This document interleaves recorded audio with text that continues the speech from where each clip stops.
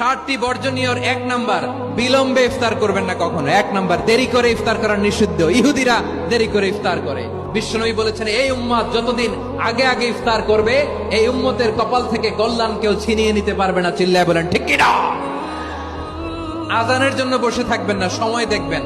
স্থানীয় সময় যখন সূর্যাস্ত হওয়া মাত্রই বিসমিল্লাহ, খেজুর খেয়ে ফেলবো। পারবেন তো নাকি দেরি করবেন? 2 নাম্বার, রমাদানের পবিত্রতা বজায় রাখবো। কোন তর্ক বিতর্ক অশ্লীলতায় আমরা জড়াবো না, ঝগড়া করবো না, সরাসরিও না, ফেসবুকেও না। করবেন? কেউ গালি দিলে বলবে আমি রোজাদার। আল্লাহর হাবিব শিখিয়েছেন, কেউ যদি তোমার গালি দেয়, কটু কথা বলে, অশ্লীল কথা বলে, রমজানে তুমিও বলতে পারবা না। তুমি বলতে পারবা ইন্নিমরুউন সাইন, রোজাদার, রমজানের পবিত্রতা আমি ভঙ্গ করতে পারবো না। অশ্লীল নাটক সিনেমা আমরা দেখবো না। 3 নাম্বার, আমরা মিথ্যা বলবো না। বিশ্বনবী বলেন যে রমজানে মিথ্যা কথা, মিথ্যা কাজ, মিথ্যা সাক্ষী ছাড়তে পারে নাই, তার না খেয়ে থাকা, উপবাস থাকা দিয়ে আল্লাহর কিছু যায় আসে না।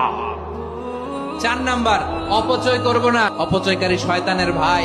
আচ্ছা, যে শয়তানের ভাই ও নিজেও আর একটা কি শয়তান। অপচয় করব না। 5 নাম্বারে, লোক দেখানো ইবাদত আমরা করব। লোক দেখানোর জন্য নামাজ, রোজা, জিকির, তেলাওয়াত, দান, সদকা এগুলো করলে আল্লাহর দরবারে এগুলো কবুল হবে। বিশ্বনবী বলেন, দাজ্জালের ফিতনার চেয়ে একটা বড় ফিতনার ভয় আমি করি। সেটা কি? আর রিয়া, শো অফ মেন্টালিটি, লোক দেখানো মানসিকতা। এটা থেকে আমরা বিরত থাকবো ইনশাআল্লাহ।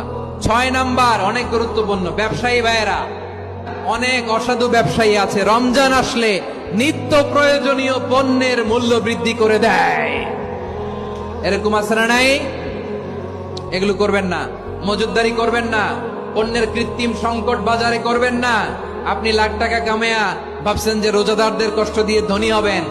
এমন রোগ আল্লাহ আপনারে দিবে, কোটি টাকা দিয়েও আপনি হাসপাতালের বিল পরিশোধ করার ক্ষমতা আপনার হবে না। খবরদার, করবেন না, এটা করবেন না। নিত্য প্রয়োজনীয় পণ্যের মূল্য বৃদ্ধি করা হারাম, পণ্যের কৃত্রিম সংকট তৈরি করা হারাম, মজুদদারি করা হারাম, রোজাদারদেরকে কষ্ট দেয়া হারাম। এটা করবেন না। 7 নাম্বারে সর্বশেষ কথা, অধীনস্থ যারা আছে তাদের কাজের চাপ আপনারা কমিয়ে দিবেন। কাজের লোক, ফ্যাক্টরির ওয়ার্কার, স্টাফ, তাদের প্রতি যদি রহম করেন, আপনার উপর রহম করবে কে? এই পবিত্র রমাদানের 7টা বর্জনীয় মনে রাখা যাবে তো ইনশাআল্লাহ?